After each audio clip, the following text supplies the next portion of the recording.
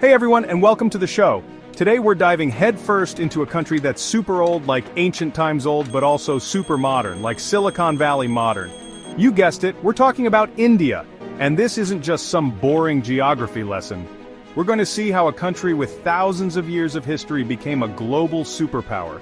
Get ready for a land of bright colors, delicious spicy food, and tons of languages and traditions. It's a place where ancient temples stand next to modern cities, where cows chill in the streets alongside fancy cars, and where old traditions and new technology mix in the coolest way possible.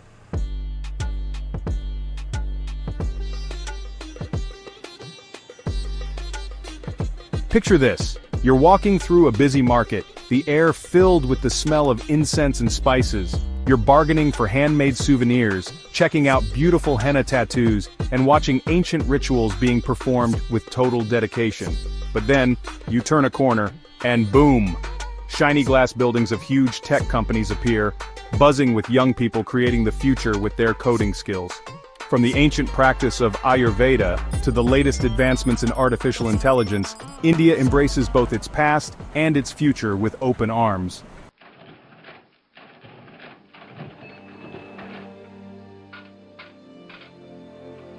Okay, time for some numbers because India's economic growth is seriously impressive. We're talking about the world's fifth largest economy, a country with a GDP of over 3.7 trillion US dollars. This country is on the move, powered by a young and ambitious population hungry for success. From the booming tech hubs of Bangalore and Hyderabad, to the manufacturing giants of Gujarat and Maharashtra, India is firing on all cylinders. International investors are lining up to get a piece of the Indian pie, attracted by its massive consumer market, skilled workers, and business-friendly policies.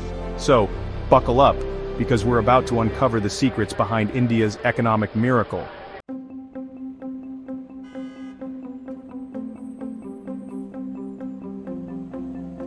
Alright, let's get down to business and talk about what's driving India's economic engine. Forget those old images of snake charmers and elephants.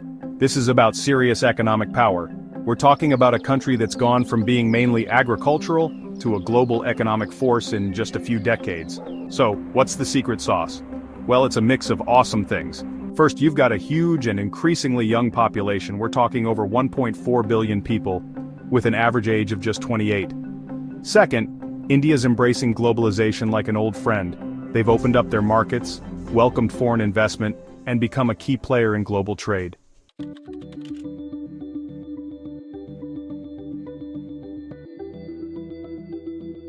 From call centers to coding capitals, India's tech revolution.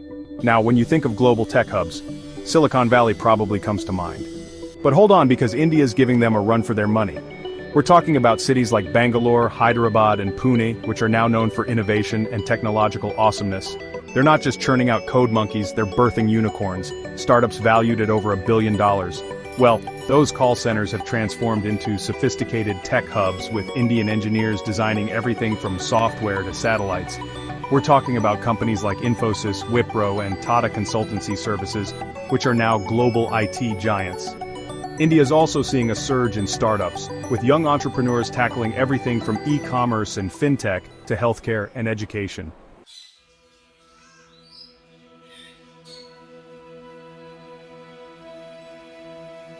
Fields of gold agriculture, the backbone of a nation.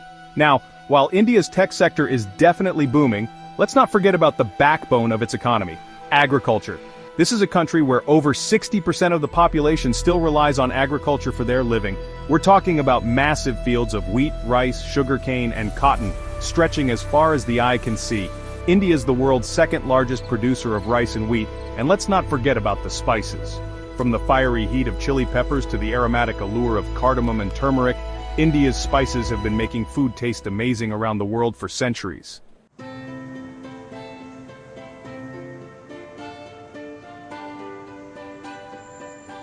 Beyond Bollywood, India's diverse economic portfolio. Now, you might think that India's economic story is all about tech and agriculture, but that's just scratching the surface. We're talking about a diverse economic portfolio that covers a wide range of sectors, from manufacturing and pharmaceuticals to tourism and entertainment. India's become a global manufacturing hub, churning out everything from cars and motorcycles to textiles and pharmaceuticals. And let's not forget about Bollywood, the world's largest film industry by output. From street vendors and family-run businesses to skilled artisans and entrepreneurs, these SMEs are the lifeblood of the Indian economy.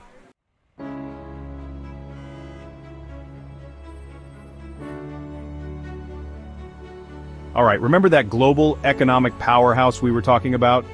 Well, word on the street is that India's become the hottest investment destination since sliced bread. Foreign investors are lining up to get a piece of the action, and it's not hard to see why. Think of it like this: India's like a giant piñata filled with economic potential, and everyone's invited to take a swing. You've got a massive and growing consumer market, a young and skilled workforce, and a government that's increasingly business-friendly. From tech giants like Google and Amazon to automotive behemoths like Hyundai and Suzuki, everyone's setting up shop in India. And it's not just big corporations. Venture capitalists are pouring money into Indian startups like there's no tomorrow. India's become a hotbed of innovation, and the world's taken notice.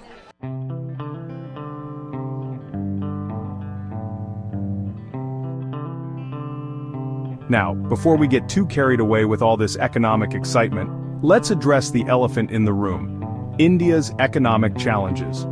Because let's face it, no country's perfect, not even one as awesome as India. One of the biggest challenges is poverty. Despite its economic growth, millions of Indians still live below the poverty line. Then there's the issue of infrastructure. India's roads, railways, and airports are struggling to keep up with its rapid economic growth. And let's not forget about corruption, which continues to plague the country.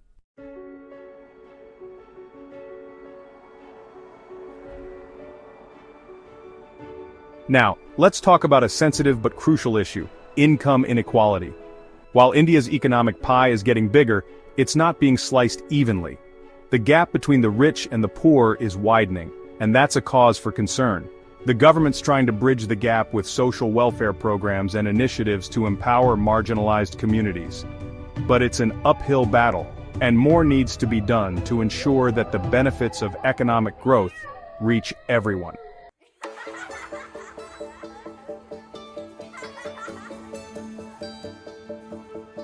So, we've talked about the challenges, but let's end on a positive note. Because despite these hurdles, India's got a bright future ahead of it. And the key to unlocking that potential lies in investing in its people, particularly in education and infrastructure. India's got a young and eager population, but they need the right skills and opportunities to succeed. That means investing in quality education, from primary school to higher education, and making sure that everyone has access to it, regardless of their background. India needs world-class roads, railways, ports, and airports to support its economic growth.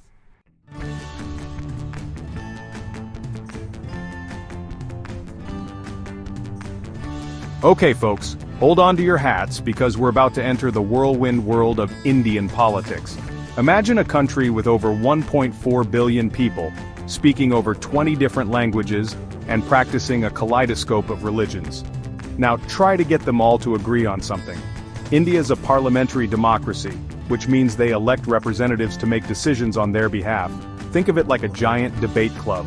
But instead of arguing about philosophy, they're arguing about everything from economic policy to cow protection. At the helm of this political circus is the Prime Minister, who's like the captain of the ship trying to steer this massive vessel in the right direction.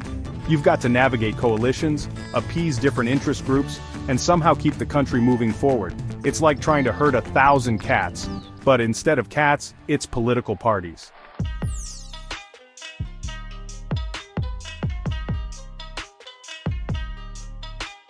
Now, let's zoom out from the domestic drama and talk about India's place on the global stage. Remember that whole rising economic powerhouse thing? Well, with great power comes great responsibility, or so they say. And India's definitely stepping up to the plate, but it's a delicate balancing act. On the one hand, India's got its own neighborhood to worry about, and let's just say it's not the friendliest bloc on the planet. You've got China flexing its muscles, Pakistan being, well, Pakistan, and a whole bunch of other regional tensions simmering beneath the surface. On the other hand, India is also trying to assert itself as a global player, forging alliances with countries like the US, Japan, and Australia. It's a delicate dance trying to balance regional concerns with global aspirations, but India is determined to make its mark. Check, check one, check, check. All right, folks, let's get real for a second. International relations are like a high school cafeteria, full of cliques, alliances, and frenemies, and India's no stranger to this game. Over the years, they've had their share of diplomatic dramas, strategic partnerships, and the occasional border skirmish. Let's start with the elephant in the room, China. These two Asian giants have a long and complex history, marked by border disputes, economic rivalry, and a healthy dose of mistrust. They cooperate on some issues, compete on others, and occasionally bump heads. Then there's Pakistan. These two neighbors have been at odds since the day they were born, fighting wars, sponsoring proxy conflicts, and generally making life difficult for each other. It's a relationship fueled by history, religion, and a whole lot of baggage.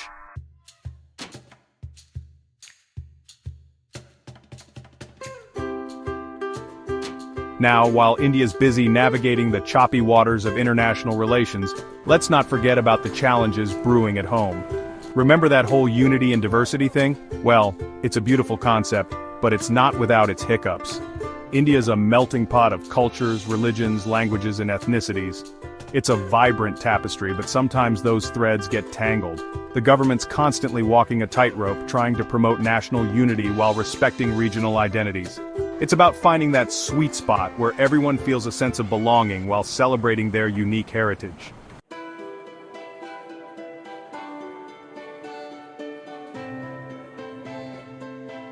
All right, folks, let's take a break from the economic jargon and geopolitical chess matches for a second and dive into something a little more soulful. Because India isn't just about GDP growth and foreign investment, it's about a rich and vibrant culture that's been captivating hearts and minds for centuries. Forget your preconceived notions of snake charmers and elephants on parade. We're going deeper than that. This is about understanding the soul of India, the essence of what makes this nation so unique and captivating. Imagine strolling through the bustling streets of Old Delhi, the air thick with the scent of spices and incense. You marvel at the intricate carvings of ancient temples, the vibrant colors of saris fluttering in the breeze, and the rhythmic chants of street vendors hawking their wares.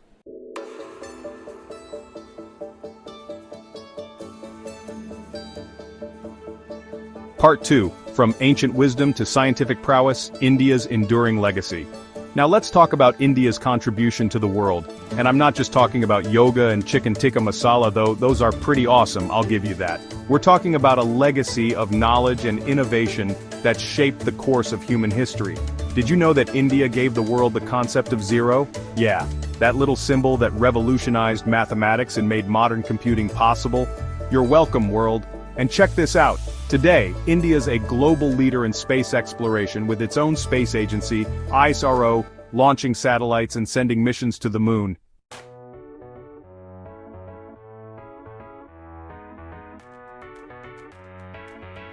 Part 3, Lights, Camera, Action, Bollywood and Beyond in India's Cultural Tapestry.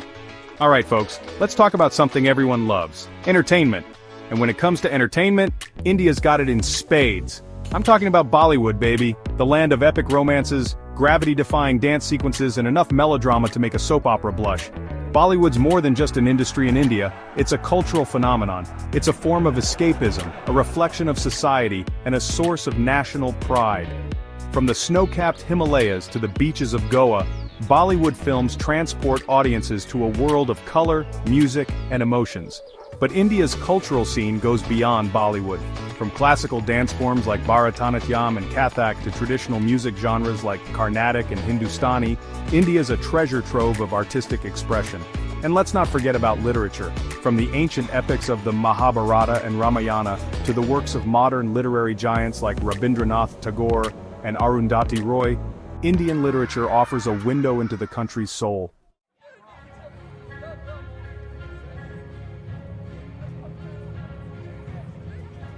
Part 4, A Festival for Every Season Celebrating Life the Indian Way. Now if there's one thing Indians know how to do, it's celebrate.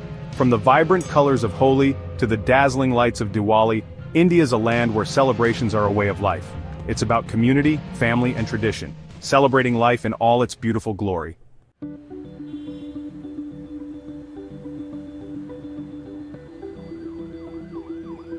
Hold on to your Ethernet cables, folks, because we're about to beam ourselves into the future of tech, and guess what?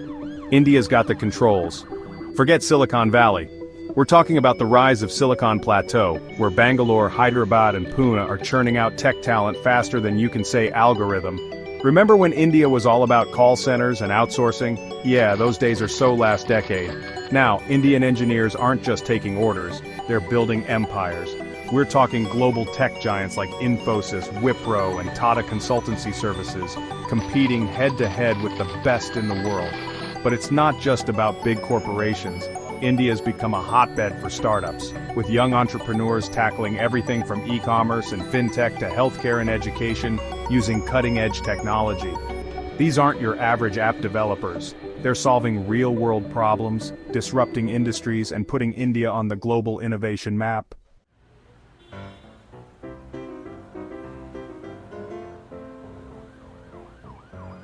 How did India leap from outsourcing hub to innovation powerhouse? It's a combination of factors: a young, tech-savvy population, world-class education from IITs, a culture of innovation, government initiatives, and a thriving startup ecosystem.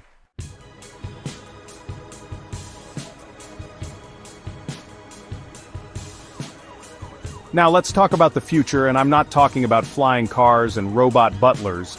Though hey, if India's got anything to do with it, that might happen sooner than we think. I'm talking about artificial intelligence, the technology that's poised to revolutionize everything from healthcare to transportation to, well, pretty much everything. And guess what? India's at the forefront of this AI revolution. With its massive pool of data scientists, engineers, and mathematicians, India's become a global hub for AI research and development. We're talking about companies like Mu Sigma, Fractal Analytics, and Haptic, developing cutting-edge AI solutions for businesses worldwide. But it's not just about developing cool algorithms, it's about using AI to solve real-world problems. Indian companies are using AI to improve healthcare outcomes, develop personalized learning experiences, and even predict natural disasters. They're not just building machines that can think, they're building machines that can make a difference.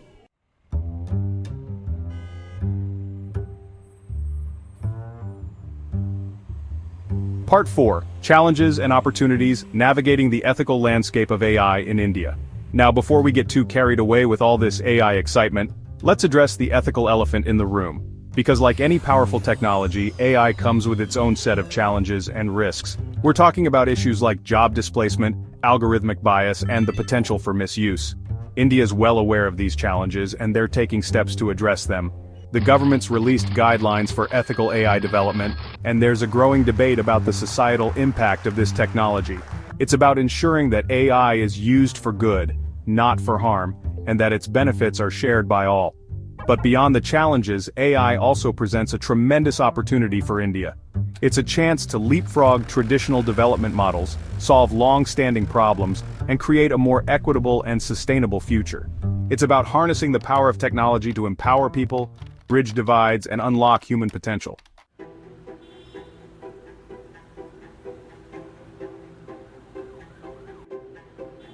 Part 1. India's Future, a tapestry of promise and potential. So there you have it, folks, a whirlwind tour of India's incredible journey from ancient civilization to modern economic powerhouse. We've explored its bustling cities and serene countryside, witnessed its technological advancements and cultural treasures, and grappled with its challenges and triumphs. But one thing's for sure, India's story is far from over. In fact, it's just getting started.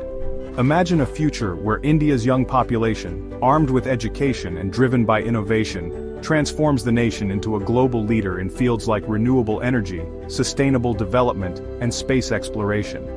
Picture a future where India's rich cultural heritage and spiritual wisdom inspire solutions to global challenges like climate change, poverty, and conflict. India's future is a tapestry woven with threads of promise and potential waiting to be realized. It's a future where tradition and technology dance in harmony, where diversity is celebrated, and where the indomitable spirit of its people continues to shine bright.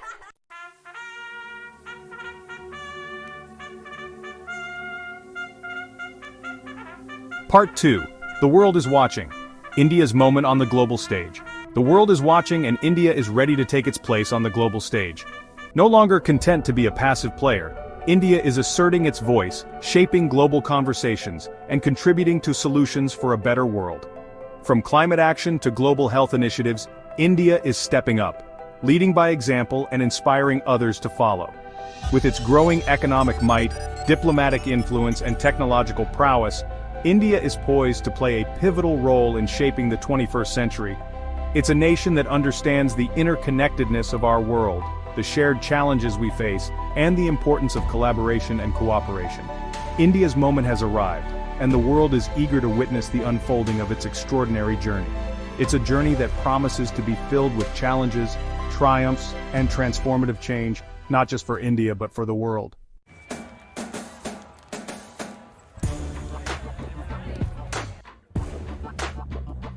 Engage, explore, and experience India. Engage, explore, and experience India for yourself. Dive into its vibrant cities, lose yourself in its serene countryside, savor its cuisine, and embrace its hospitality. Book your ticket, pack your bags, and embark on your Indian adventure. Trust me, it's unforgettable. Like, subscribe, and share. Namaste. Guten Tag, meine Freunde, and welcome to tonight's deep dive into the land of beer, bratwurst, and surprisingly robust economic policy, Germany. Germany, you see, is a country that loves a good debate. They're like the intellectuals of Europe, always up for a good philosophical sparring match. And lately, those debates have been getting pretty heated, especially when it comes to their economy and politics. From energy policy to immigration, Germany's wrestling with some big questions right now. But here's the thing about Germany. They tend to figure things out. This is a country that's been through the ringer, from devastating wars to economic ruin, and yet they always seem to come out on top. So, how do they do it? What's the secret sauce in their sauerkraut that keeps them going strong? Well, that's what we're here to find out.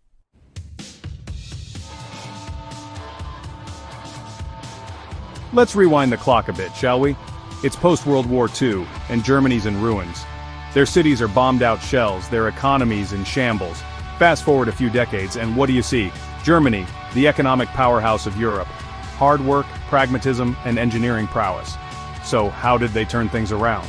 It wasn't by accident. Tough choices, social market economics, and a commitment to society, investment in education, infrastructure, and innovation, rebuilding their political system, creating a robust democracy, and the power of German engineering.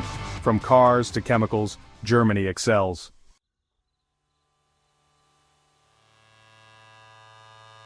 Over the next 15 minutes, we're going to take you on a whirlwind tour of all things Germany. We'll delve into the nitty-gritty of their economic policies, explore the companies and technologies driving their success, and examine their quality of life indicators with the kind of scrutiny usually reserved for tax audits. We'll meet the people who make Germany tick, from auto workers to entrepreneurs to, yes, even politicians. We'll also tackle the elephant in the room, the challenges Germany faces today. Because let's be real, no country's perfect. Not even one that can produce a car that drives like a dream and a beer that could make a grown man weep with joy. But by understanding Germany's struggles, we can learn valuable lessons about how to build a more resilient and prosperous future for everyone. So buckle up, buttercups, because this is going to be a wild ride.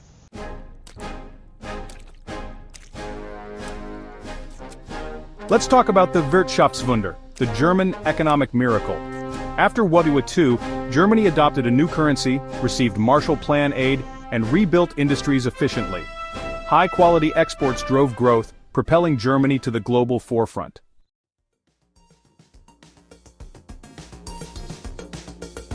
Germany's economic system isn't your typical capitalism. They call it the social market economy. It's capitalism with social responsibility, free markets and a strong safety net, universal healthcare, tuition-free university, generous unemployment benefits. It's a successful blend. Germany enjoys a high standard of living, challenges remain, but overall it works.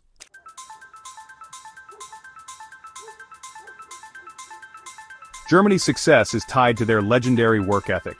It's about hard work, efficiency, and pride in a job well done. This ethic is ingrained in their culture from education to business. Made in Germany is a global seal of approval, but they also know how to enjoy life's pleasures. It's about balance, working hard, and enjoying life.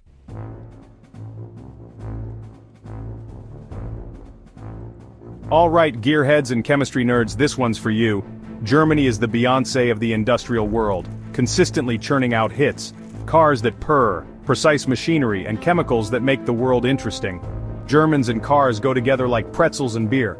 Volkswagen, BMW, Mercedes-Benz, Audi national treasures, precision engineering, luxurious interiors, Autobahn-tested performance.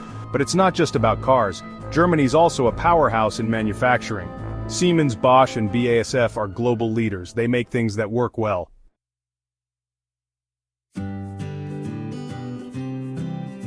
Germany's economic success isn't just about big-name brands. The middle-stand, small and medium-sized enterprises are the backbone of the economy. Often family-owned and highly specialized, they excel in their niches. From dental drill bits to wind turbine components, their products are essential worldwide. Quality, innovation, and long-term stability define the middle stand.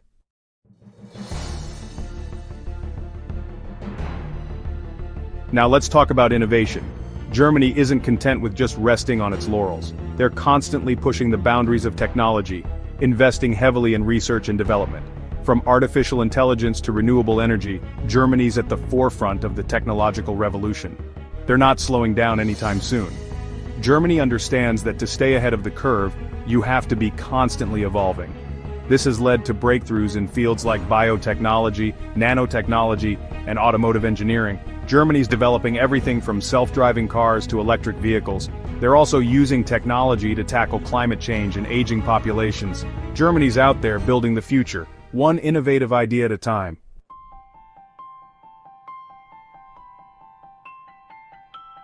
Now let's address the elephant in the room, or should we say, the polar bear, on the shrinking ice floe climate change. Germany takes this issue seriously, folks. They're investing heavily in renewable energy and promoting energy efficiency.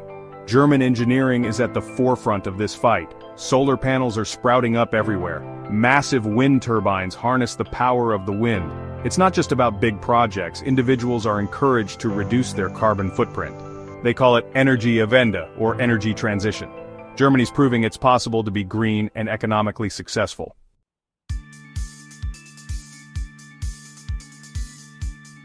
Germany excels in quality of life with top-notch healthcare, education, and work-life balance. Universal healthcare, tuition-free universities, and a strong social safety net make Germany a global leader.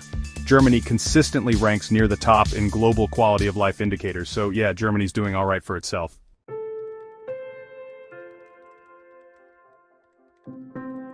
Now you might be thinking, but John, Germans work so hard. How can they possibly have a good work-life balance? And you wouldn't be entirely wrong. Germans do have a reputation for being, shall we say, dedicated to their jobs. But here's the thing, they've also mastered the art of switching off, of finding that elusive balance between bringing home the bacon, or should we say the bratwurst, and actually enjoying the fruits of their labor. Germans get a lot of vacation time, like a lot. We're talking 4 to 6 weeks a year plus national holidays, and they actually use it unplugging from work and recharging their batteries with the kind of gusto that would make an overworked American break out in hives. They go hiking in the Alps, cycling through vineyards, or just chilling in their gardens with a cold beer and a good book. And here's the kicker, they don't feel guilty about it. Germans understand that to be productive, you need to take breaks to recharge your batteries and come back to work refreshed and re-energized. It's a concept that some American companies seem to struggle with. But hey, we can't all be enlightened, right?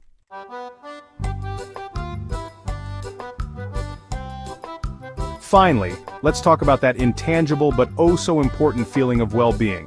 That sense of security, social cohesion, and general contentment that the Danish call Hygge and the Germans call Gemütlichkeit. It's hard to define, but you know it when you feel it. That warm and fuzzy feeling of belonging, of knowing that your neighbors have your back and that your government isn't going to screw you over. Too badly, anyway.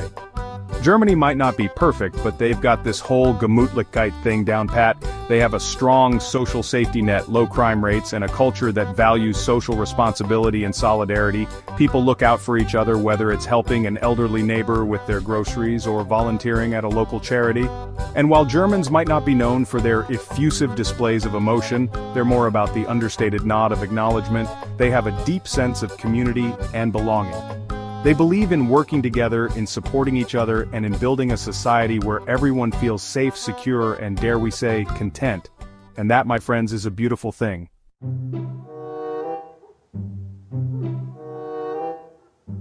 Deutschland, through the eyes of the Deutsche Public Opinion poll. Alright, we've spent the last few acts gushing about Germany like a teenager with a crush on a particularly efficient wind turbine. But let's get real for a minute and ask the people who actually live there. How great is Germany, really? Time to hit the streets of Berlin, Hamburg, and Munich, not with lederhosen and a thirst for Oktoberfest, but with microphones and a thirst for honest opinions. We want to know, are Germans as smitten with their country as the economic indicators suggest? Do they wake up every morning, grateful for their low unemployment rates and high-speed trains? Turns out it's a mixed bag. Like any good relationship, Germans have a nuanced view of their homeland. They appreciate the stability, the social safety net, and the punctuality of their trains. Seriously, those things run like clockwork. They're proud of their country's history, its culture, and its contributions to the world, but they also have their gripes because nobody's perfect, not even the country that gave us Beethoven and gummy bears.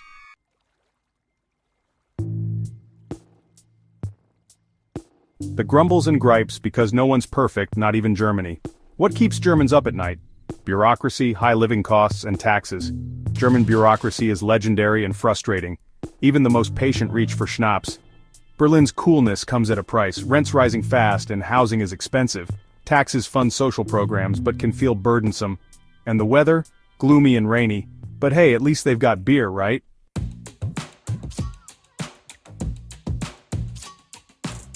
Generation gap. From Wirtschaftswunder to whatever comes next. Now let's zoom in on a particularly interesting demographic, the younger generation. These are the kids who grew up in a reunified Germany, beneficiaries of the economic miracle and the social stability it brought. They've never known a world without the euro, high-speed internet, or Angela Merkel's steady hand on the tiller, but they're also facing their own unique set of challenges.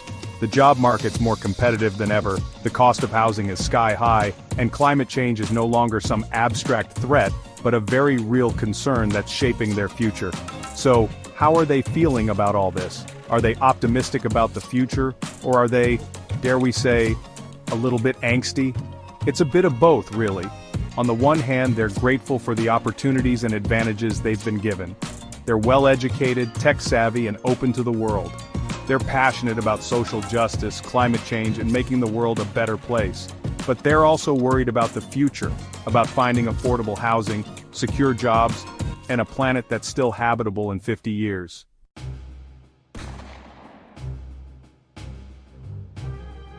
Section 4. Looking ahead, challenges and opportunities for the land of poets and thinkers. So, what does the future hold for Germany? Well, if history is any indication, they're probably going to figure it out. They've faced challenges before, and they've always come out stronger on the other side. But it's not going to be easy. Germany's facing a rapidly aging population, a shrinking workforce, and increasing competition from emerging economies. They're grappling with the challenges of integrating immigrants, addressing income inequality, and adapting to the digital revolution. And of course, there's the whole climate change thing, which is kind of a big deal. But let's not end on a downer note. Germany's also a country of innovators, of thinkers, and of doers. They're home to some of the world's leading companies, research institutions, and universities. They've got a strong work ethic, a commitment to sustainability, and a social safety net that's the envy of the world. So yeah, they've got their work cut out for them. But if anyone can figure it out, it's the Germans.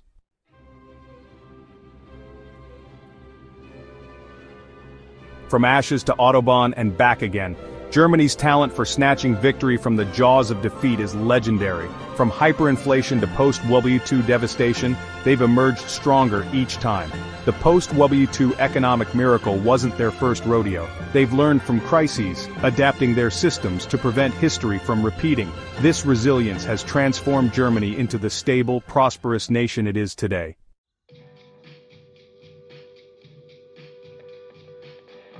Section 2.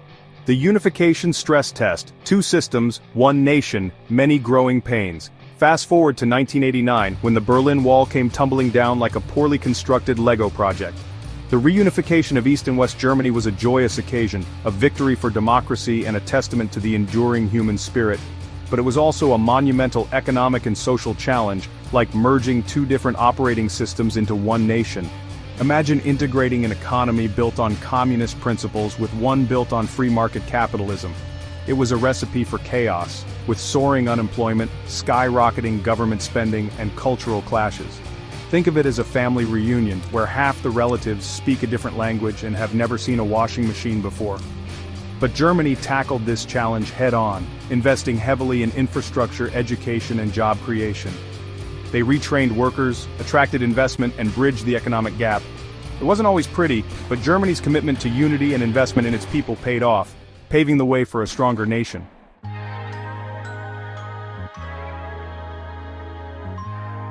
Now, let's talk about the Eurozone, because no discussion about Germany's economy would be complete without mentioning the common currency.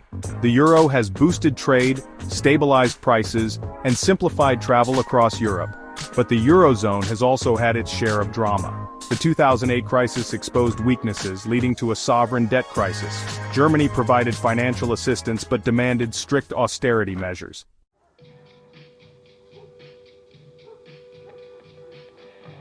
And that brings us to today, where Germany finds itself at a crossroads, facing a whole new set of challenges in an increasingly uncertain world. The global order is shifting, climate change is accelerating, and populism is on the rise, leaving many Germans wondering what the future holds for their country. They're grappling with the implications of Brexit, the rise of China, and the unpredictable whims of a certain orange-hued world leader across the pond. They're also facing domestic challenges, from an aging population and a shrinking workforce to concerns about integration and social cohesion. But let's not forget that Germany's no stranger to adversity. They've weathered storms before, emerging stronger and more resilient each time. They've got a lot going for them: a strong economy, a stable political system, and a commitment to innovation and sustainability. The question now is how they'll navigate these turbulent waters, how they'll leverage their strengths to address these challenges and emerge as a leader in a changing world. Only time will tell, but one thing's for sure, it'll be interesting to watch.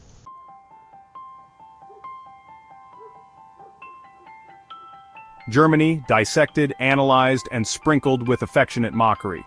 Beyond beer and bratwurst, Germany offers valuable lessons in resilience, social responsibility, and innovation.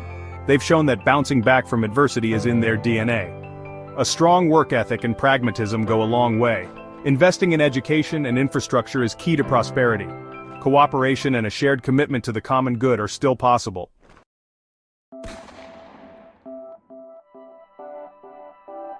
Well, that's all the time we have for tonight, folks.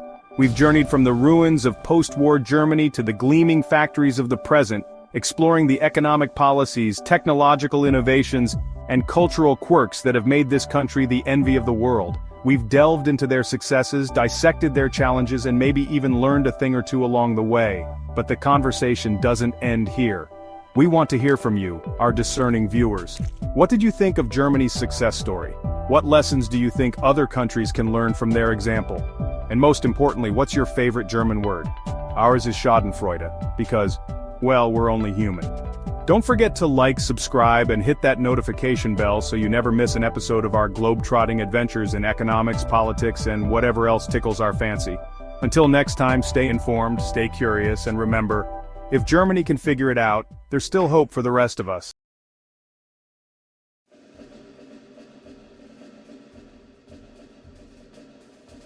Hey everyone, and welcome back to the channel. Today we're heading over to Japan to learn about its incredible economic success story. We're talking about a country that went from being devastated after World War II to becoming a major economic force in the world. So get ready to learn, because we're about to find out how Japan went from zero to hero in the world of economics.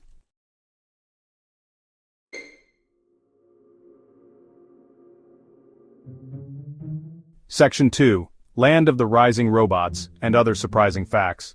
Did you know that Japan has more vending machines than any other country? Seriously, they have vending machines for everything: hot coffee, ramen noodles, umbrellas, you name it.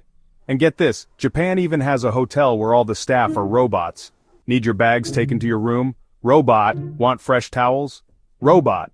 Japan also has the oldest company in the world, Kongo Gumi, a construction company that's been around for over 1,400 years. These fun facts show us that Japan is a country that loves new ideas, works hard, and isn't afraid to be a little different.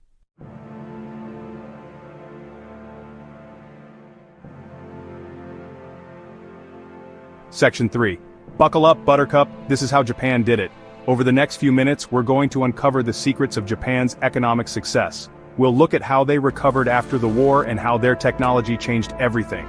Get ready to be amazed by how smart and determined the Japanese people are. If you're ready for this economic adventure, hit that subscribe button and let's get started.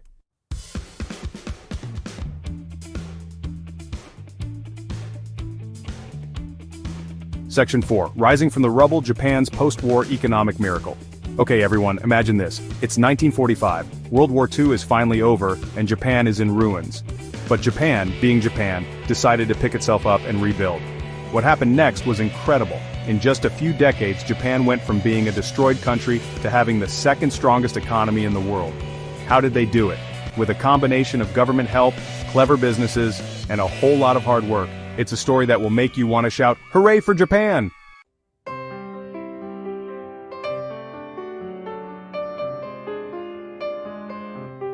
Now let's talk about the three main things that helped Japan's economy recover.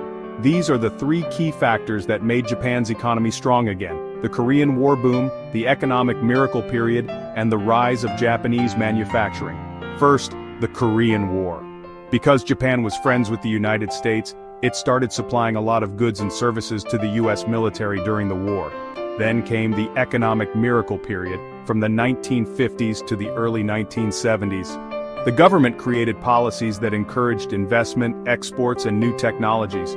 Finally, Japanese manufacturing took off. Companies like Toyota, Sony, and Panasonic became famous worldwide for making high-quality, innovative products. Suddenly, anything with "Made in Japan" on it meant it was good quality and would last a long time.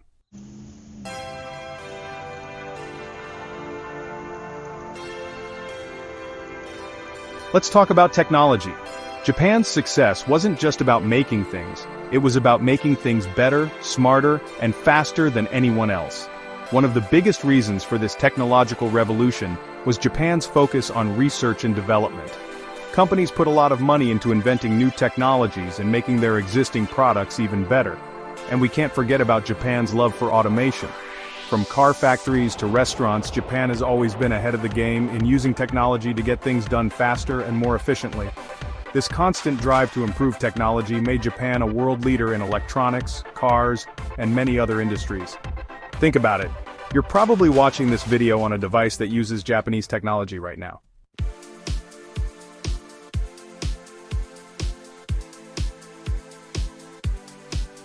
Now, making cool gadgets is one thing, but selling them to the whole world is another. Japanese companies started selling their high-quality, affordable products all over the globe. From cars to cameras, TVs to toys, you could find Japanese goods everywhere. The government also helped by encouraging companies to sell their products overseas. Japanese companies were also really good at understanding different cultures and adapting their products accordingly. They did their research, made products that people in different countries would like, and built strong relationships with partners overseas.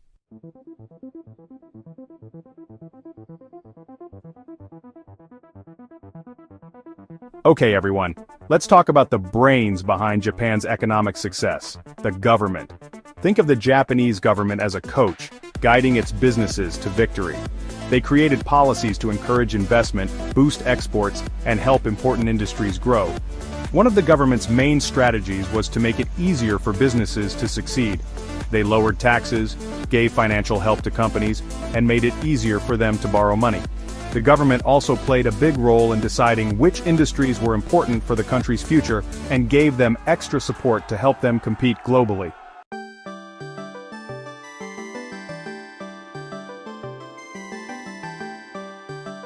Now let's talk about the big players in Japan's economic miracle, the corporations. Before World War II, big family-controlled companies called zaibatsu ran most of Japanese industry. But after the war, the Allies decided to break up these giant companies. However, like a phoenix rising from the ashes, new corporate groups called keiretsu emerged. These new groups weren't controlled by families but were connected through shared investments and a common goal. The Keiretsu system encouraged companies to work together, which created stability and allowed them to invest in long-term projects.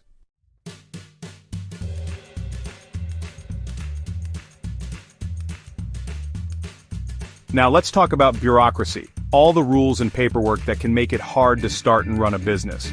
But in Japan, things were a little different. Instead of being a problem, bureaucracy often helped the economy grow. The Japanese government was really good at getting rid of unnecessary rules and regulations. This business-friendly environment, combined with the close relationship between the government and private companies, created the perfect conditions for innovation and growth. For example, the government created strict rules about how fuel-efficient cars had to be, which forced Japanese car manufacturers to come up with new and creative ways to make their cars use less fuel.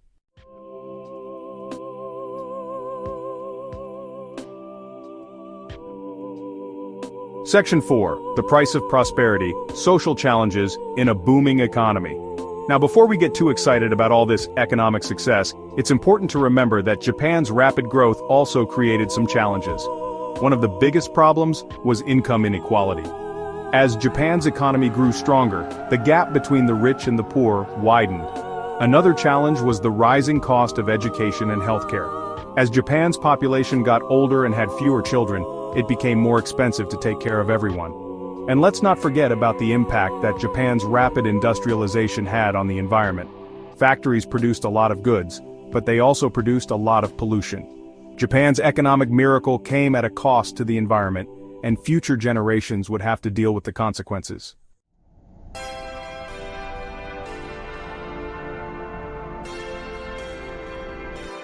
Section 1. The Salaryman's Squeeze, Navigating Wages and Wealth Distribution. Even though Japan's economy was doing great, the average worker wasn't exactly getting rich. Sure, people in Japan often had jobs for life, but their salaries didn't always keep up with the rising cost of living. The Japanese government tried to make things fairer by creating policies like minimum wage laws and social security programs. But here's the thing about Japan. It's a culture that values harmony and working together. So, even though there were differences in wealth, people didn't talk about it openly as much as in other developed countries.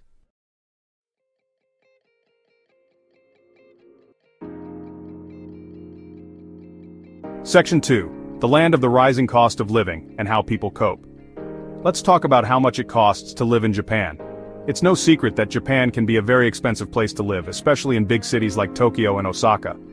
For one thing, space is limited in Japan. Apartments are usually small, even compared to places like Manhattan. And then there's the food. Japanese food is delicious, but it can also be expensive. So how do people manage? The Japanese are experts at saving money. They've turned saving into an art form. They also love using public transportation, which is clean, efficient, and much cheaper than owning a car in a country where parking spots are super rare and expensive.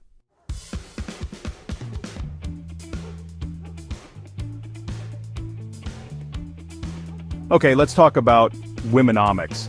It's a fancy word that means getting more women involved in the workforce. You see, Japan has a lot of talented and educated women, but many of them don't have the opportunity to use their skills in the workplace. It's like having a super fast train but only using half the carriages. Now, there are historical and cultural reasons why this is happening. Traditionally, Japanese society expects women to focus on family rather than careers. It's like there's an invisible barrier preventing them from reaching their full potential. But here's the good news. Things are changing, even if it's happening slowly. The Japanese government is creating policies to help women balance work and family life, like affordable childcare and flexible work arrangements. More and more women are getting jobs, starting businesses, and becoming leaders in their fields.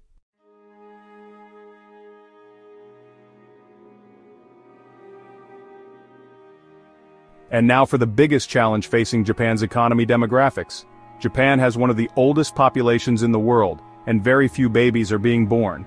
This silver tsunami, as some people call it, is a big problem for the economy. A shrinking workforce means fewer people to pay taxes, support the elderly, and keep the economy going. The Japanese government knows about this problem and is trying to encourage people to have more children by offering financial incentives and making the country more baby-friendly. But changing deeply ingrained social trends takes time. In the meantime, Japan is looking at other solutions, like allowing more immigrants into the country and, you guessed it, using more robots. These mechanical helpers might be the key to keeping Japan's economy strong even with a shrinking workforce.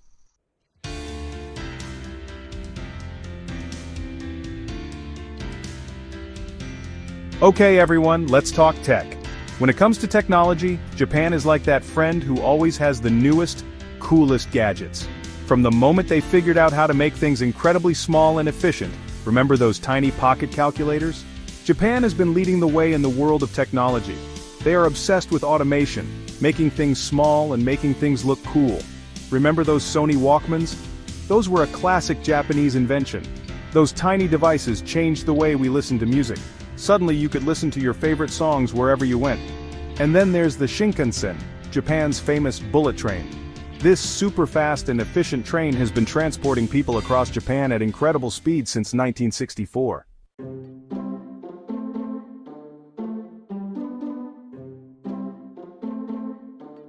Section 2, from Walkmans to wafus, Japanese innovation, from weird to wonderful. But Japan's technological skills aren't just about practicality and efficiency. They also like to use technology to create some pretty strange and wonderful things. We're talking robot dogs that can sense how you're feeling, toilets that can analyze your, and virtual pop stars that have millions of fans without ever existing in real life. Some people might think this obsession with strange and wacky inventions is a little odd, but why not? Why can't a toilet be a technological marvel? Japan's willingness to try new things and push the boundaries of what's possible is what makes it such an innovative country.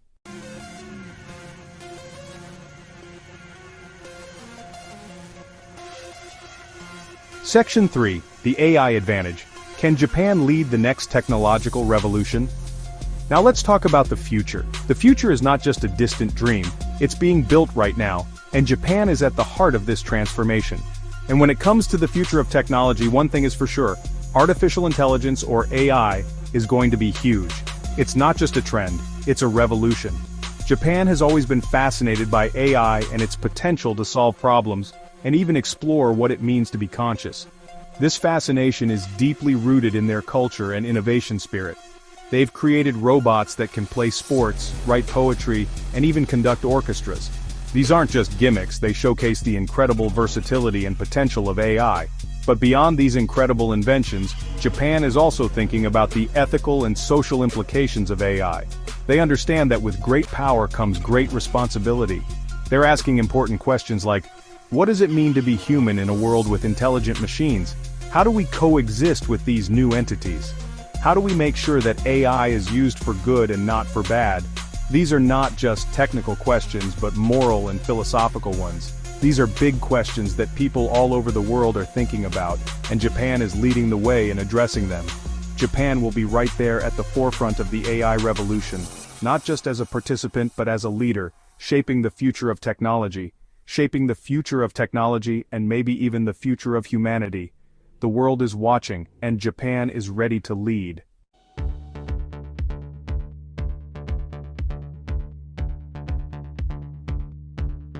Section 4. The future is now, and it probably involves a robot. So, there you have it folks. Japan's journey from a devastated country to an economic powerhouse is a testament to its resilience, ingenuity, and belief in the power of technology. As Japan faces new challenges like an aging population and increased global competition, technology will continue to play a crucial role in its future. Whether it's developing new energy sources, finding solutions to social problems, or just creating robots that make us laugh, Japan is well positioned to remain a global leader in innovation.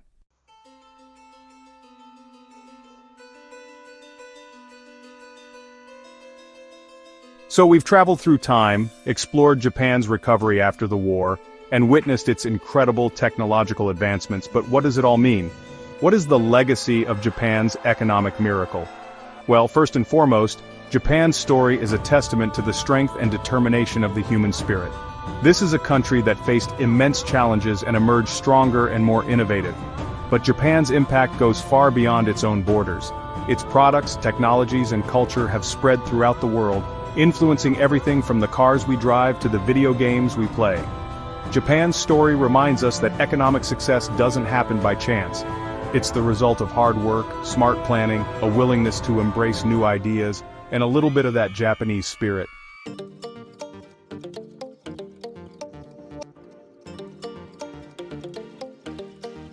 Now you might be thinking, okay, that's all very impressive, but what does Japan's economic miracle have to do with me? Well, the answer is quite a lot actually. That's a fair question. But here's the thing, Japan's story is full of valuable lessons that we can all learn from, whether we're running a business, managing our money, or just trying to make ends meet. It's not just about economics, it's about a mindset and approach to life. One of the biggest takeaways from Japan's experience is the importance of thinking long-term and having a plan. This isn't just about having a 5-year business plan, but about envisioning the future you want and taking steps to get there. The Japanese government didn't just throw money at problems. They were strategic and thoughtful. They figured out which industries were important, invested in education and infrastructure, and encouraged innovation. This holistic approach ensured that all parts of society moved forward together. They played the long game, and it paid off. Their patience and persistence are key lessons for anyone looking to achieve lasting success. Another important lesson is the power of working together and supporting each other. In Japan, collaboration is deeply ingrained in the culture. Japan's success wasn't just about individual brilliance. It was about people coming together to achieve a common goal. This sense of community and teamwork can be applied in any context, from corporate settings to local communities. And let's not forget the importance of being open to change and new ideas. Japan has shown that adaptability is crucial for progress. Japan has always been at the forefront of technological advancement. Their willingness to embrace new technologies has kept them ahead of the curve. They understood that to stay ahead, you need to keep moving forward. This forward-thinking approach is something we can all learn from and apply in our own lives.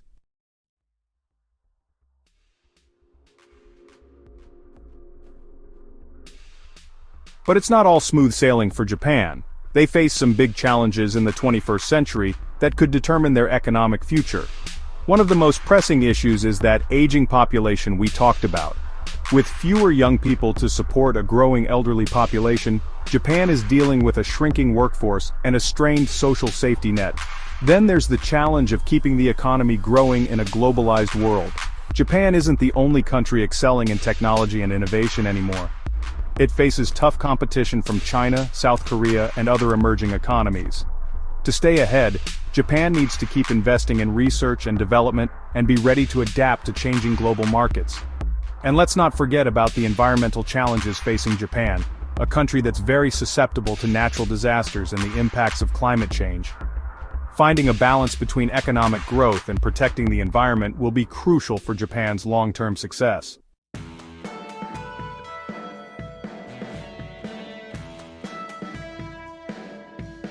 As we say goodbye to the land of the rising sun, let's take a moment to reflect on its remarkable journey. Let's raise a glass to Japan's incredible economic journey, a tale of resilience and innovation. It's a story that has amazed and inspired people all over the world, from bustling metropolises to quiet towns. Japan's legacy is one of innovation, resilience, and a dedication to excellence. From cutting-edge technology to timeless craftsmanship, it's a reminder that even when faced with huge challenges, with a little creativity and a lot of determination, a lot of hard work, and a commitment to quality, and maybe a few helpful robots, anything is possible. Japan has shown us that the future is bright. So the next time you're enjoying a delicious bowl of ramen, savoring each bite, listening to music on your fancy headphones, appreciating the clarity and precision, or marveling at the latest technological gadget, think about the innovation and hard work behind it. Take a moment to appreciate the contributions of Japan, a country that has truly earned its place as a global economic leader. From its bustling cities to its serene countryside, Japan's economic prowess is evident everywhere. That's all from us tonight, folks. Thanks for watching and for joining us on this journey through Japan's economic landscape.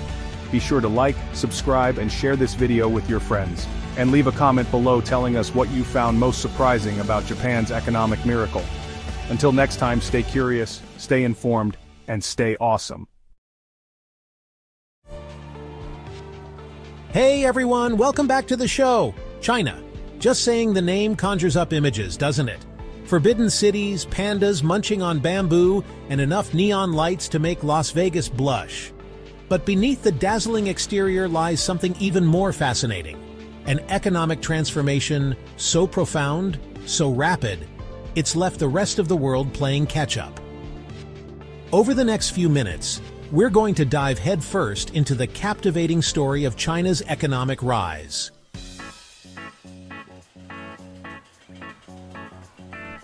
Buckle up, Buttercup. A sneak peek at China's wild ride. We'll take you from the fields of rural China, where centuries-old traditions met head-on with radical economic reforms, to the bustling factory floors that churn out everything from iPhones to electric cars.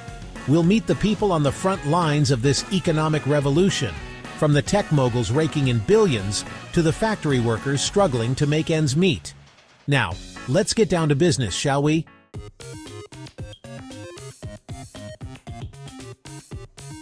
All right, folks, let's talk shop. When it comes to China's economy, the first rule is there are no easy answers. See, China likes to call its economic system socialism with Chinese characteristics. But let's be real, it's more like a capitalist buffet with a side of Communist Party control. On one hand, you've got private businesses booming, entrepreneurs making it rain when, and a stock market that makes Wall Street look like a sleepy retirement home. On the other hand, the government still owns a hefty chunk of key industries, controls the banks, and can pretty much shut down any business that gets a little too big for its britches.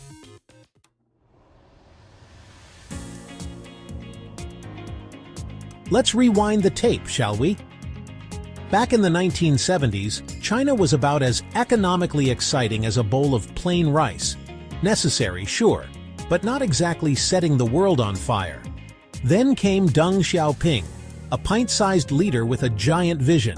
His motto, "It doesn't matter if a cat is black or white, as long as it catches mice." Deng wasn't hung up on ideological purity. He wanted results. So, he did the unthinkable. He cracked open the door to capitalism, creating special economic zones where foreign investment was welcomed, and private enterprise was allowed to flourish.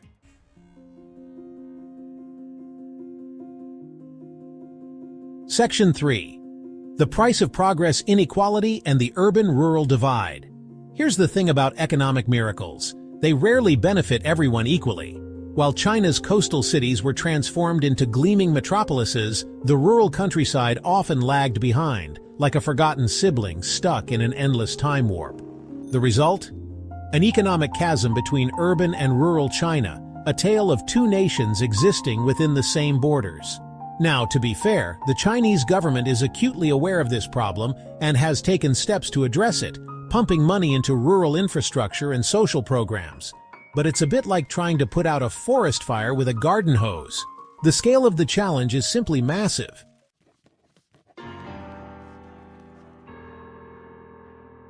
Section 1.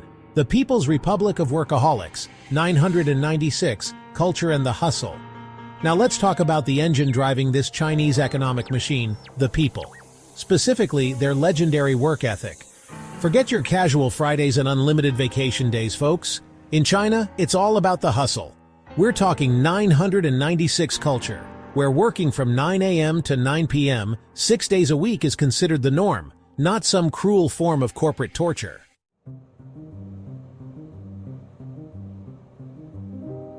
Section 2. From rags to riches and back again, navigating China's income gap.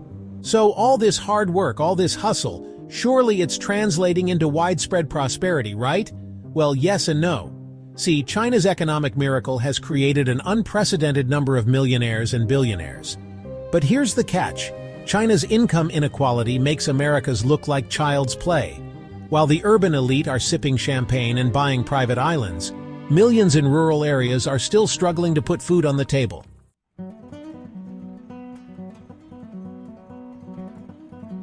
Section 3. Building the future, brick by brick, the human cost of China's success. And let's not forget the human cost of China's rapid industrialization. Remember those gleaming skyscrapers and sprawling factories? They didn't just materialize out of thin air, folks. They were built by an army of migrant workers, often from impoverished rural areas, who left their families behind in search of a better life. These are the unsung heroes of China's economic miracle, the ones who toil long hours in often dangerous conditions, all for the promise of a slightly better future for themselves and their families.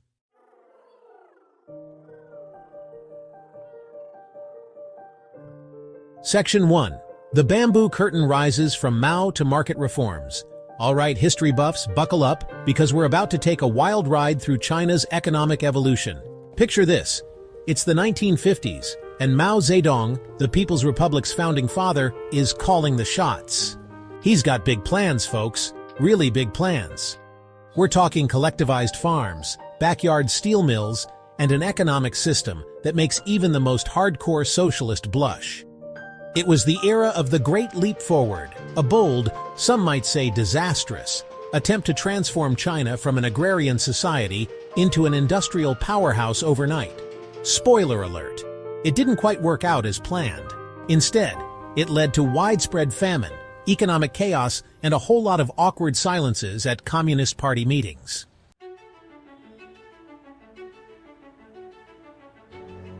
Section 2. Enter the Dragon. Economically speaking, China's global ascent. With the door to capitalism ajar, foreign investment came pouring in like tourists on a Great Wall tour. Factories sprang up like mushrooms after a spring rain, churning out everything from cheap plastic toys to high-tech gadgets. China became the world's factory floor, a magnet for multinational corporations seeking low-cost labor and access to a rapidly growing consumer market. But it wasn't just about cheap labor. China was playing the long game, investing heavily in education, infrastructure, and technology. And just like that, China went from being the new kid on the block to the economic heavyweight everyone was trying to impress.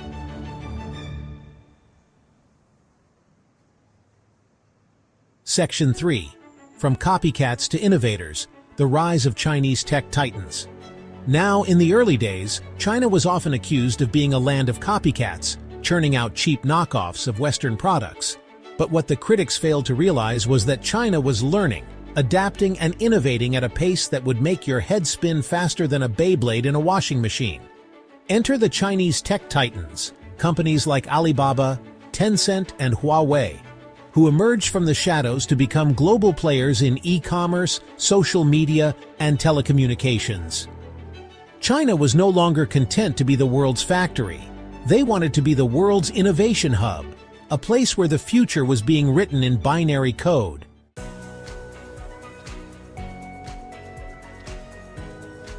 Section 1. The future is now China's ambitious global agenda. All right, folks, hold on to your chopsticks because China's economic ambitions don't stop at their borders. Enter the Belt and Road Initiative, China's grand plan to connect Asia, Europe, and Africa through a network of roads, railways, ports, and pipelines. It's like a modern-day Silk Road, but instead of spices and silk, they're trading goods, services, and, let's be honest, a whole lot of political influence. Critics argue that the Belt and Road Initiative is a Trojan horse, a way for China to trap developing countries in debt and expand their geopolitical influence.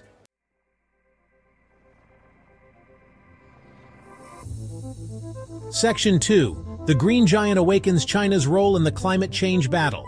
Now let's talk about the elephant in the room, or should we say the smog-breathing dragon in the sky climate change. China, with its coal-powered factories and traffic-choked cities, has long been the world's biggest polluter. But here's the twist. They're also becoming a leader in clean energy, investing heavily in solar, wind, and electric vehicles. The question is, can China, the world's factory floor, transform itself into a green energy superpower without sacrificing economic growth? It's a tightrope walk, folks, but the fate of the planet might just depend on it. G20. Not just another dinner party, especially when China's hosting. Where do global power plays and climate change negotiations go down? At the G20 summit, of course. Imagine a room full of world leaders, each with their own agenda and entourage. It's like a high-stakes diplomatic dinner party. And when China hosts the G20, they don't mess around. Red carpet, fireworks, and Peking duck for a small army. Beneath the glitz, China showcases their economic might and diplomatic clout. They're setting the agenda and brokering deals. Balancing ambitions with global stability is a delicate dance.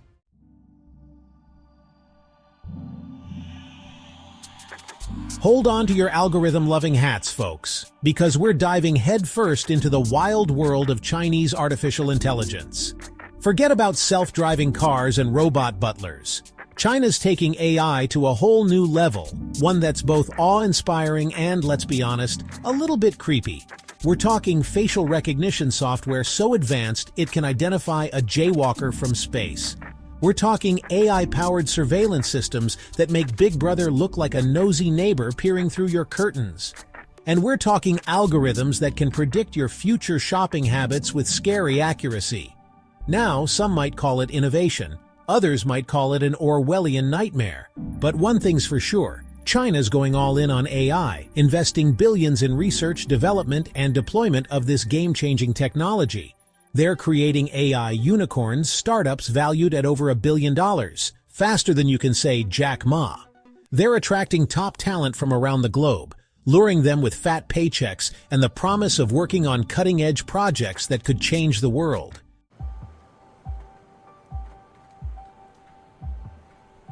So, what does this AI revolution mean for the average Chinese citizen? Well, in some ways, it's already transforming daily life. Imagine walking into a store where the shelves are stocked with your favorite snacks, your face is your credit card, and a friendly AI assistant helps you pick out the perfect outfit. It's convenient, it's efficient, and it's just a taste of what's to come. But it also raises some big questions about privacy, data security, and the potential for AI to be used for less than benevolent purposes. Think about it. When your every move is tracked, analyzed, and potentially manipulated by algorithms, who's really in control? It's enough to make you want to ditch your smartphone, move to a remote village, and live off the grid. But even then, China's AI ambitions might just find you. They're developing AI-powered drones that can deliver packages to remote areas, AI-powered tractors that can farm without human intervention, and even AI-powered toasters that can make the perfect piece of toast every time. Okay, maybe I made that last one up, but you get the point. China's AI revolution is coming for us all, whether we're ready for it or not, and it's going to be a wild ride.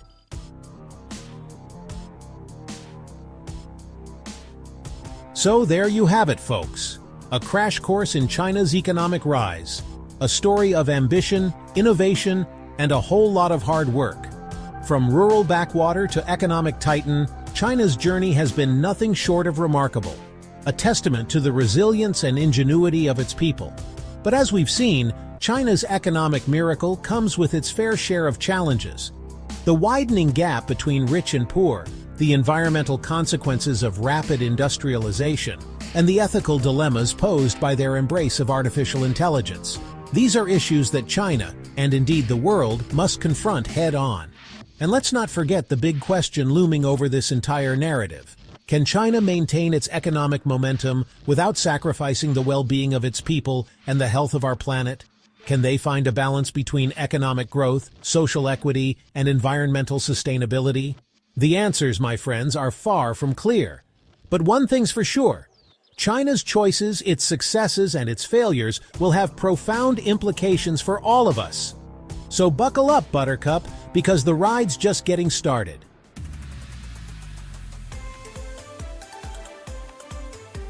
And there you have it, a whirlwind tour of China's economic rise, complete with all its complexities and contradictions.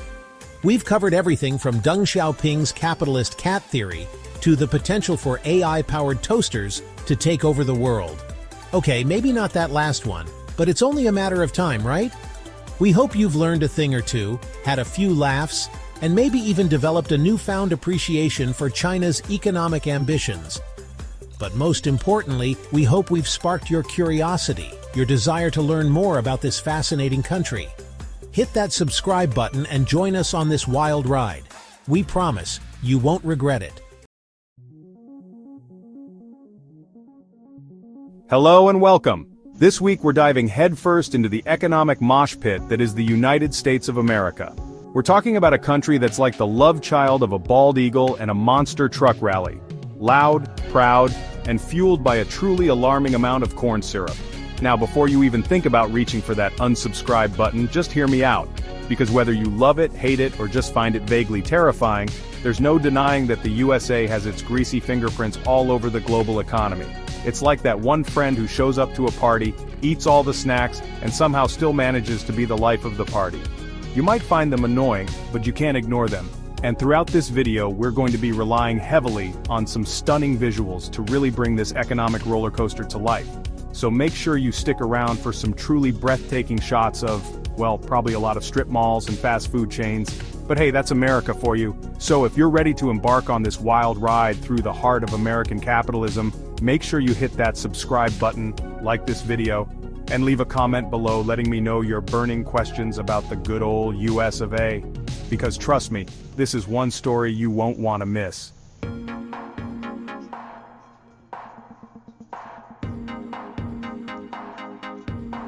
Alright, let's address the elephant in the room, or should I say, the bald eagle in the room. The USA is big, like really big. We're not just talking geographically, although it is pretty darn massive on that front too. No, we're talking about its impact on the world stage. Think of it this way, the USA is like that one friend who always has to be the center of attention. They walk into a room and suddenly everyone's staring, for better or worse. Sometimes it's for their dazzling smile, other times it's because they accidentally set their pants on fire. But love them or hate them, you can't deny their presence. And that's the USA in a nutshell. From its political muscle to its questionable reality TV shows, this country has a knack for making itself known, but let's not get bogged down by the cultural quirks just yet. We're here to talk about the economy, and boy oh boy, is there a lot to unpack. It's like someone took a bunch of industries, threw them in a blender with a fistful of dollars and hit the liquefy button. You've got your Silicon Valley tech giants, your Wall Street finance bros, your Hollywood A-listers, and let's not forget the vast, sprawling landscape of heartland agriculture. It's a melting pot of economic activity, and sometimes it smells faintly of desperation and deep-fried Oreos.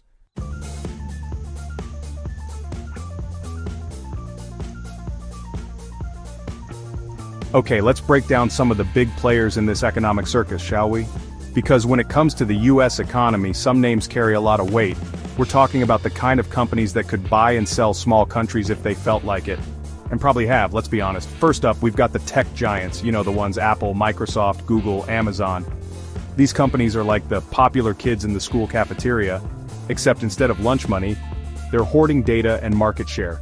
They're everywhere, they're inescapable, and they probably know what you had for breakfast this morning. But hey, at least they give us shiny gadgets and next-day delivery, right? So, maybe we can forgive them for slowly eroding our privacy and potentially ushering in a dystopian future ruled by algorithms.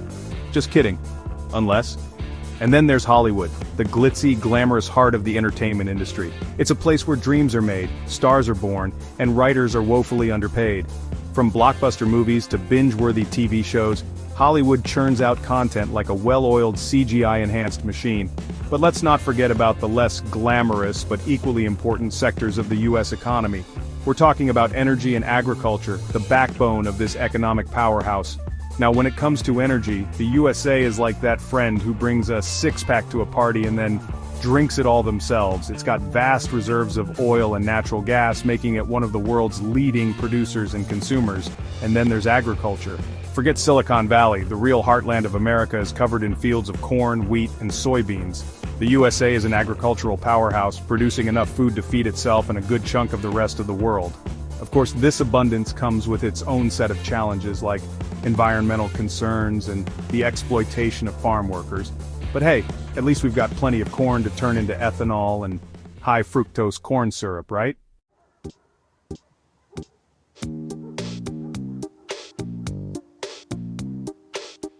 Alright, let's talk about America's economic heavy hitters. And no, I'm not talking about those reality TV entrepreneurs who sell overpriced protein powder and vaguely motivational slogans. I'm talking about sectors that actually matter. First up, we've got the tech giants. Those behemoths of Silicon Valley who've wormed their way into every aspect of our lives.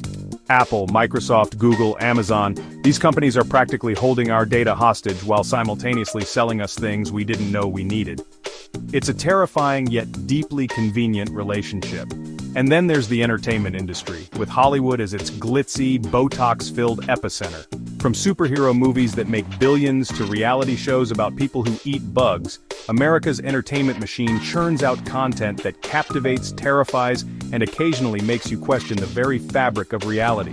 Don't forget about the old reliables, energy and agriculture. America practically swims in oil and natural gas, and let's be honest, they're not afraid to use it. And when it comes to agribusiness, well, let's just say the rest of the world relies on American farmers to provide more than just corn subsidies. Now, you can't talk about America's economy without mentioning those bastions of ingenuity, those hotbeds of disruption. Yes, I'm talking about startups. These plucky little companies, fueled by caffeine and venture capital, are constantly trying to convince us that we need an app that can fold our laundry or summon a personal masseuse with the tap of a button.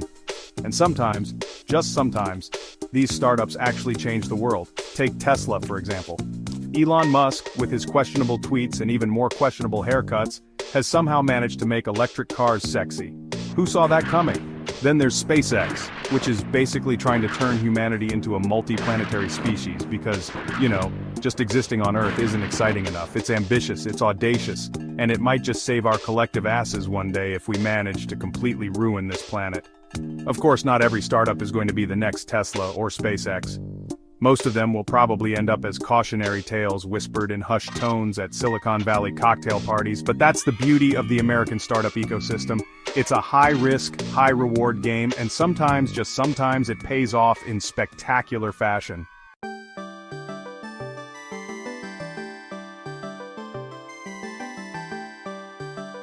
Ah, Silicon Valley, that mythical land where hoodies are considered formal wear and failure, is just a learning opportunity. It's a place where billion-dollar valuations are thrown around like confetti, and everyone seems to have a revolutionary idea for an app that will, and I quote, change the world.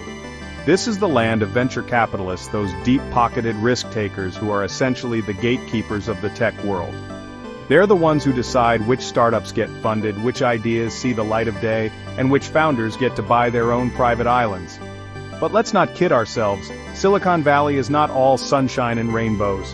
For every unicorn startup that makes it big, there are countless others that crash and burn, leaving behind a trail of broken dreams and shattered keyboards. But hey, let's focus on the positive, shall we? Because amidst all the hype and hubris, Silicon Valley does manage to produce some genuinely groundbreaking innovations. We're talking about advancements in artificial intelligence self-driving cars that can practically parallel park themselves and robots that can probably make a better cup of coffee than your local barista. And let's not forget about the relentless pursuit of convenience. Silicon Valley is obsessed with making our lives easier whether we want it or not. Need groceries delivered to your doorstep in under an hour? There's an app for that. Want to control your thermostat with your voice? There's an app for that too. Of course, this constant quest for innovation can sometimes feel a bit overwhelming. It's like being bombarded with a fire hose of new gadgets and gizmos, each one promising to be more revolutionary than the last. But hey, at least it's never boring. And who knows, maybe one day Silicon Valley will finally invent that laundry-folding robot we've all been waiting for. Until then, we'll just have to settle for self-driving cars and robot baristas.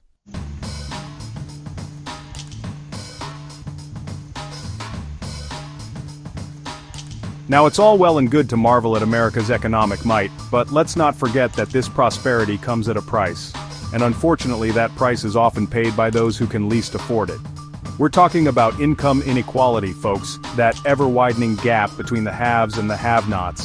While CEOs are jetting off to their private islands and Silicon Valley billionaires are launching themselves into space, millions of Americans are struggling to make ends meet. It's a tale of two Americas, really. On one hand, you have the glittering skyscrapers and opulent mansions of the wealthy elite. And on the other hand, you have struggling families working multiple jobs just to put food on the table. And then there's the national debt, that ticking time bomb that seems to loom over every economic discussion. As of 2023, the U.S. national debt has surpassed a mind-boggling $33 trillion. That's trillion with a T.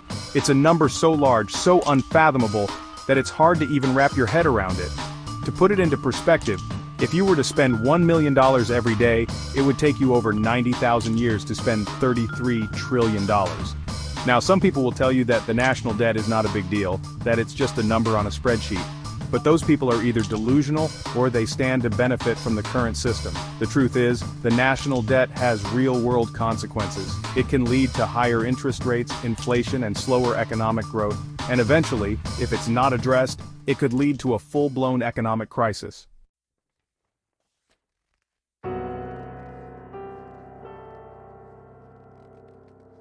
Alright, so you want to understand how the US government works? Buckle up, because it's about as straightforward as assembling IKEA furniture blindfolded after you've had 6 espressos. It's a system designed by people who were deeply suspicious of centralized power. At the heart of it all is the Constitution, a document so revered it might as well be dipped in gold and kept under bulletproof glass. It divides the government into 3 branches: the executive, the legislative, and the judicial. Think of them as rock, paper, scissors, except they all have the potential to throw a wrench into the works. The executive branch, led by the president, is responsible for enforcing the laws. The legislative branch, made up of the Senate and the House of Representatives, is in charge of making the laws. The U.S. is a federation, made up of 50 individual states, each with its own government and laws. Each state has its own governor, legislature, and court system with a surprising amount of autonomy. And let's not forget the political polarization. The 2 major political parties, the Democrats and the Republicans, have very different visions for the country.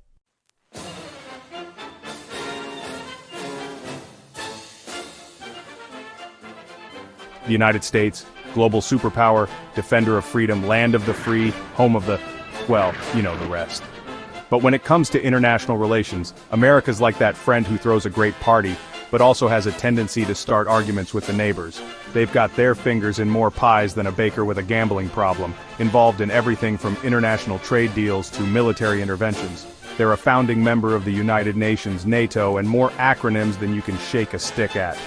Basically, if the world were a high school cafeteria, the US would be sitting at the popular kids' table, albeit with a tray full of unfinished business and a side of geopolitical tension. They've got strategic alliances with countries like the UK, Japan, and Israel.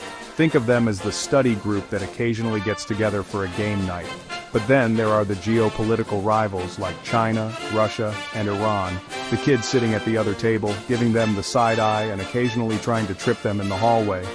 It's a delicate balancing act, and one that the US hasn't always handled with the grace and finesse of a ballerina on roller skates. There have been missteps, blunders, and outright disasters that have left many questioning America's role in the world. But love them or hate them, there's no denying that the US has a profound impact on global affairs.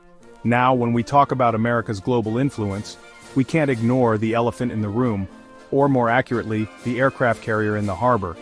The US boasts the largest defense budget in the world, spending more on its military than the next 10 countries combined. It's like they're playing a game of Risk, but they keep buying up all the armies just in case. This military might have given the US a significant presence on the world stage. They've got military bases in more countries than most people have visited, and they're not afraid to use them. But while the US has a reputation for flexing its military muscle, its influence extends far beyond just bombs and bullets. They're major players in global issues like climate change, cybersecurity, and international trade. They wield considerable economic power, and their cultural influence is undeniable. American music, movies, and television shows are consumed worldwide, for better or worse. So while the US might be known for its military might, it's important to remember that their influence is multifaceted. They're a complex and often contradictory force in the world, capable of both great good and great harm. And as the world grapples with increasingly complex challenges, the US will undoubtedly continue to play a significant, albeit often messy, role.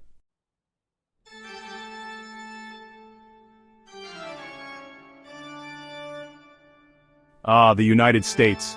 A melting pot of cultures, a beacon of democracy, a nation increasingly divided. You see, while the US may present a united front to the world, internally it's engaged in a perpetual tug-of-war. It's like a family Thanksgiving dinner where everyone's smiling for the camera, but underneath the table, a fierce battle is being waged over the last helping of mashed potatoes. The source of this division? Well, it's a veritable smorgasbord of disagreements. Immigration, healthcare, gun control, civil rights, you name it, they argue about it. It's like the founding fathers sat down and said, let's create a nation founded on freedom of speech, and then make everyone really, really bad at it. And nowhere is this division more apparent than in the political sphere. The two major parties, the Democrats and the Republicans, are locked in a perpetual battle for the soul of the nation. It's like watching a tennis match where the ball is common sense and the players are determined to hit it into the neighbor's yard. This polarization has real-world consequences. It's led to gridlock in government, making it nearly impossible to address pressing issues. It's fueled animosity and distrust among citizens, turning neighbor against neighbor. And it's created a climate of fear and uncertainty, leaving many wondering if the American experiment can truly survive. Now, adding fuel to this already raging fire is the fact that the U.S. is, well, 50 different states, each with its own distinct personality and political leanings. It's like someone took a bunch of different colored crayons, melted them together and called it a masterpiece. Sure, it's colorful, but good luck trying to make sense of it. Some states, like California, are known for their progressive policies and embrace of diversity. Others, like Texas, cling tightly to tradition and individual liberty, often at the expense of, well, everyone else. And then there are the swing states, those fickle beasts that can't seem to make up their minds, leaving the rest of the country holding its breath every election cycle. This state-level variation adds another layer of complexity to an already convoluted political landscape. It's like trying to solve a jigsaw puzzle where the pieces keep changing shape. And it often leads to a sense of frustration and disconnect between the federal government and the people it's supposed to represent. So, what's the solution to this great American divide? Well, if I had the answer to that, I wouldn't be stuck behind this desk, now would I? But one thing's for sure.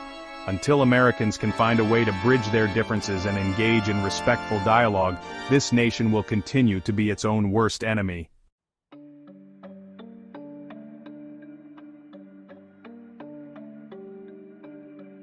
Let's talk about U.S. politics, where harmony is as rare as a bagpipe solo by enraged geese. It's a country designed to disagree, with a political spectrum broader than a buffet lover's waistline. One side wants smaller government and lower taxes, the other champions social programs and stricter gun control. Most Americans, just trying to get along. The answer? Not really. The U.S. political system feels like a dysfunctional two-party setup.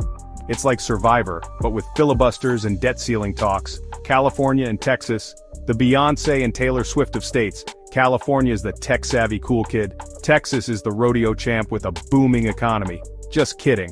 Or are we? Now let's add some spice to this political stew. Hot-button issues make Thanksgiving dinner with family quite the event. Immigration, healthcare, and gun control spark fiery debates. The Second Amendment is a sacred cow for some. Civil rights are as American as apple pie and systemic racism. The fight for equality continues. Buckle up, America. This ride isn't over.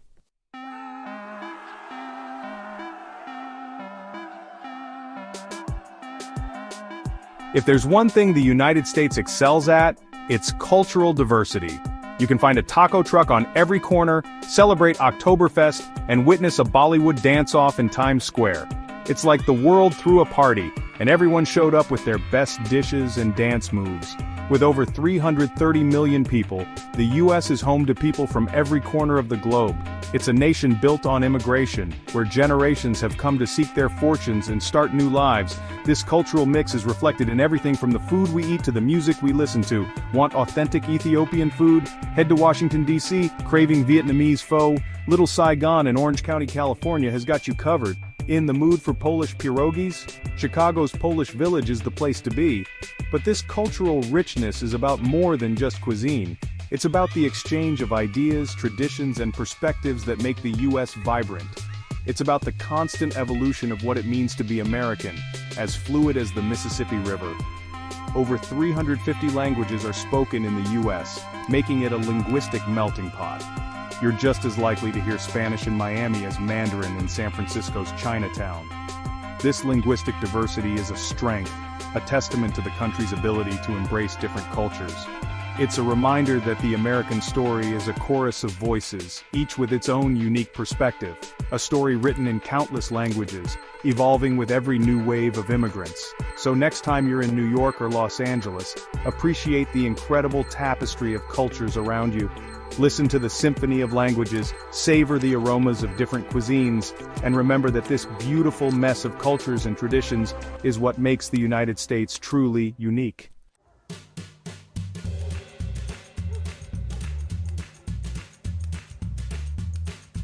Well folks, there you have it. A whirlwind tour of the United States, a country that's equal parts inspiring and infuriating, confusing and captivating. It's a nation grappling with its past, struggling with its present, and trying to chart a course for a future that seems more uncertain than ever. We've explored its economic might, its political complexities, its cultural tapestry, and its global influence. But this is just the tip of the iceberg, folks. There's so much more to discover, to understand, and to question about this complex and contradictory nation. So if this video has sparked your curiosity, if it's left you wanting to delve deeper into the heart of what makes America tick, then do us a favor and hit that subscribe button. Give us a like if you enjoyed the ride, and be sure to leave a comment below with your thoughts, your questions, and your fiery debates about everything we've discussed. Because here at Channel Name, we believe that staying informed is crucial, especially in a world that's changing faster than the price of a gallon of gas. So, buckle up folks, because the adventure continues and we're just getting started.